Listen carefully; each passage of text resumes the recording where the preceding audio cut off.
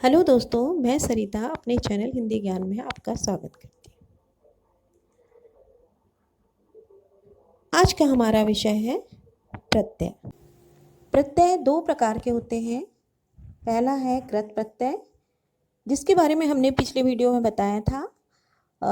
इस वीडियो का लिंक मैंने डिस्क्रिप्शन बॉक्स में दिया हुआ है, आप चाहें तो उसे देख सकते हैं।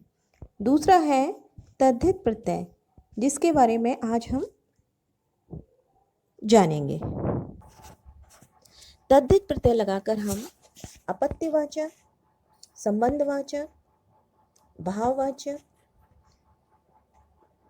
कृतवाचक, लघुतावाचक, बहुवचनवाचक, स्त्रीलिंगवाचक, गुणवाचक और क्रमवाचक शब्दों का निर्माण करते हैं।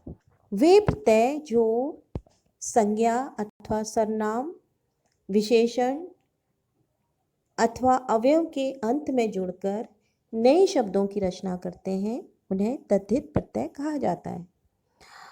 तद्धित प्रत्यय के बारे में हम कुछ उदाहरण से इसे समझते हैं। और हम उदाहरण देखते हैं, जैसे चढ़क मूल शब्द है, उसमें आ प्रत्यय लगने से बनता है चाणक्य। मरुत मूल शब्द में ई प्रत्यय लगने से बनता है मारुति।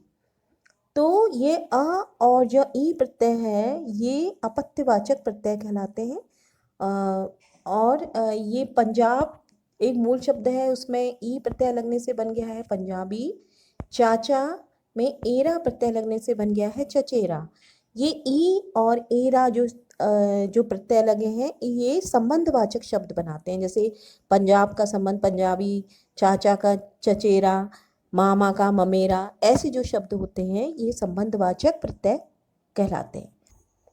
इसी तरह से सरद में ई प्रत्यय लगाने से सर्दी, गर्म में ई प्रत्यय लगाने से गर्मी, दानव में ता प्रत्यय लगाने से दानवता, मानव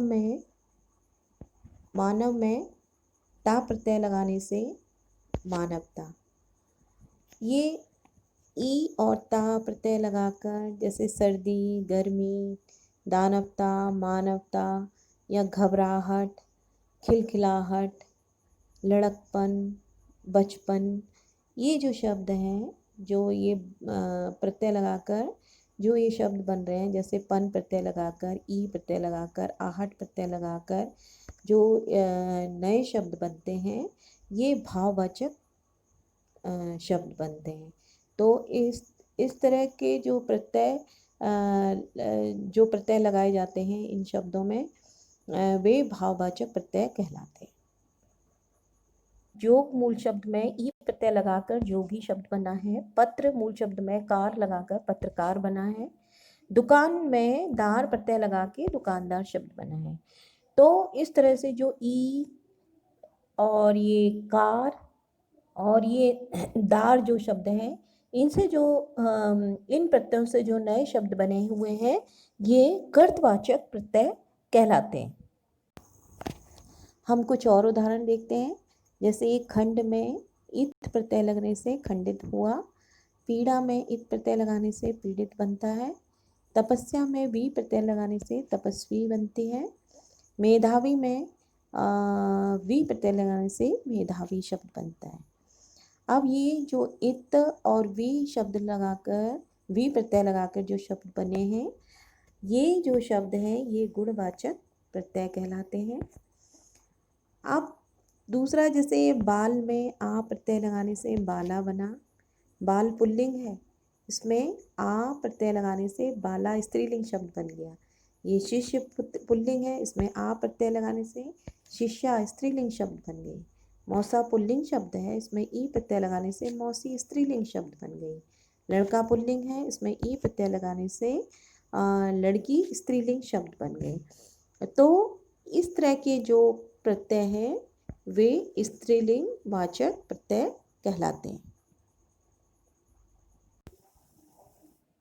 अब एक अन्य उदाहरण में देखते हैं, जैसे कि ये लोटा मूल शब्द में ईया प्रत्यय लगने से बना है लुटिया, और राष्ट्र में ईय प्रत्यय लगने से बना है राष्ट्रीय। आत्मा में ईय प्रत्यय लगने से बना है आत्मीय।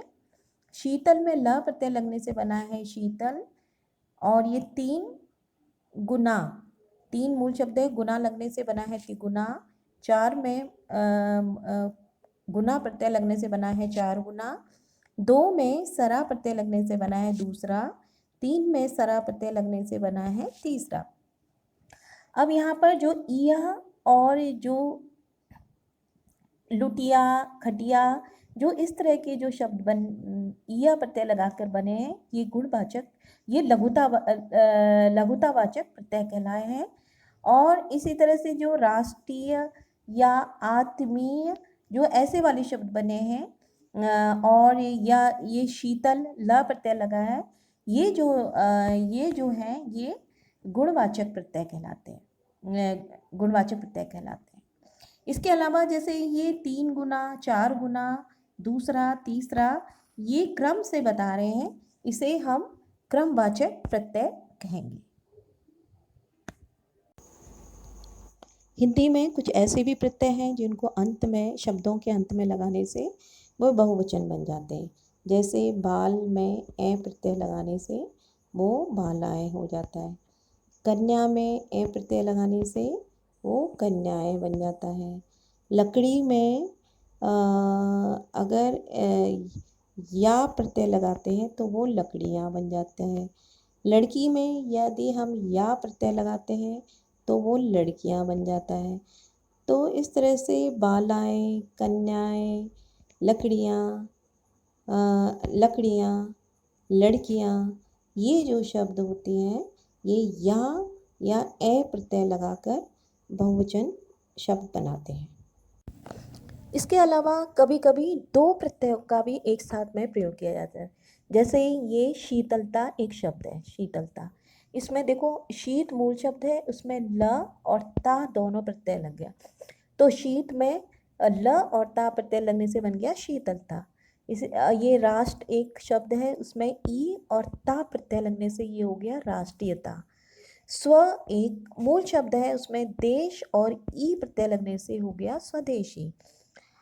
उत मूल शब्द है, उसमें सा और इत प्रत्यय लगने से हो गया उत्साहित। रंग मूल शब्द, रंग में ई, इन और ई प्रत्यय लगने से बन गया है रंगीनी। दुह मूल शब्द में साहस और ई प्रत्यय लगने से बन गया दुस्साहसी। तो कभी कभी ऐसे शब्द भी होते हैं जिनमें दो दो प्रत्यय लगे हुए होते हैं, और दो प्रत्यय लगाकर एक शब्द बनता है। हिंदी में अरबी फारसी के तद्धित प्रत्यय का भी प्रयोग किया जाता है। अब जैसे इसमें ईन प्रत्यय लगने से, जैसे नमक मूल शब्द में ईन प्रत्यय लगने से वो शब्द बन गया नमकीन। शौक मूल शब्द में ईन प्रत्यय लगने से बन गया शौकीन। मेज जो मूल शब्द है उसमें पोष प्रत्यय लगने से बन गया मेजपोश। नकाब मूल शब्द में पोष प्रत्यय लगने से बन गया नकाबपोश। इसके अलावा और भी जैसे है प्रत्यय से खोर, तो रिश्वतखोर, आदमखोर। जैसे गर्दी प्रत्यय है, जैसे उसमें आवारा गर्दी, गुंडा गर्दी। ची एक प्रत्यय है, जैसे उसमें मशालची, तोपची, खजानची। इस तरह से अनेक जो अरबी और फारसी के प्रत्यय हैं, तद्धित प्रत्यय हैं, जिनसे नए शब्दों का निर्माण होता है।